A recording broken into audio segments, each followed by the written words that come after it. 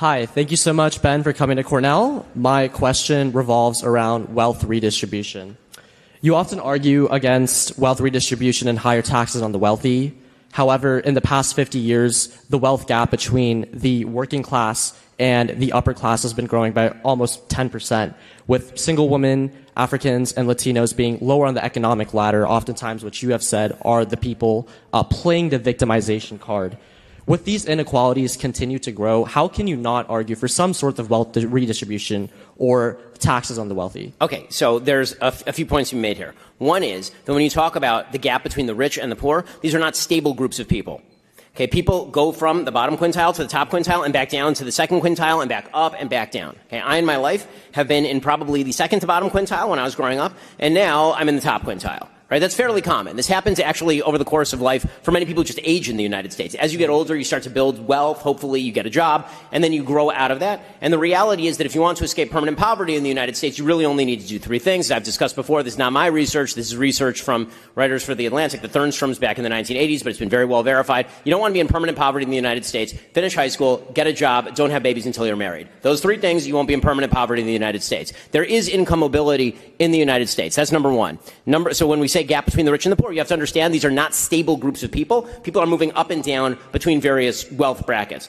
Point number two, the only way to solve the disparity in wealth, which sometimes is historic, meaning like your grandma had a house and now she passed it on to you. I will point out here, the vast majority of people who are very wealthy in the United States are not wealthy because grandma had wealth. Right? Elon Musk actually, contrary to popular opinion, did not grow up wealthy. Right? I did not grow up wealthy. In fact, most of the people that I know who are very, very wealthy did not grow up wealthy. There's tremendous income mobility. The way that you solve for wealth gaps in the United States is with better income mobility, and that only comes with an opportunity economy that allows people to move forward based on their efforts, right? Based on innovation, based on keeping the wealth that they generate in and of themselves. If you take that away from them, then it removes the incentive, and it also perverts the incentive structure. So there's that as well. And then finally, the biggest question of all is everyone who talks about wealth redistribution, they like to talk about the wealth gap. Hey, I don't care about the wealth gap. I honestly don't. All I care about is the people at the bottom and are they getting better. I don't care if the person at the top is earning 100 times more than the person at the bottom. I just care whether the person at the bottom has a better life than they did 20 years ago.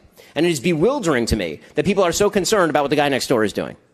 Right? That just seems to me Cain and Abel jealousy.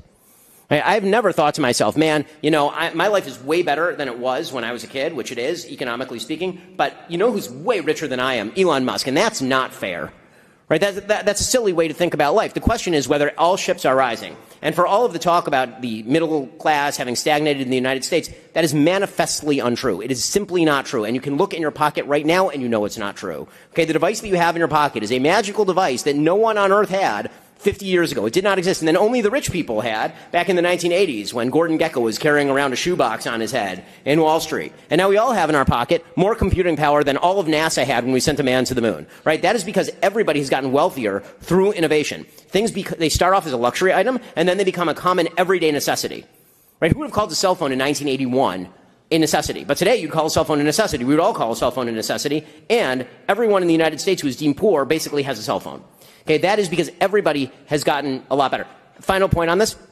When you look at the wealth redistribution in the United States, the truth is the United States has an extraordinary amount of wealth redistribution. Very often when people talk about the income gap or the wealth gap in the United States, they're ignoring the benefits that are actually paid out from the top quintile on down. If you look at net benefits in the United States, if you look at net taxes in the United States, net taxes in the United States are not paid partially by the top quintile.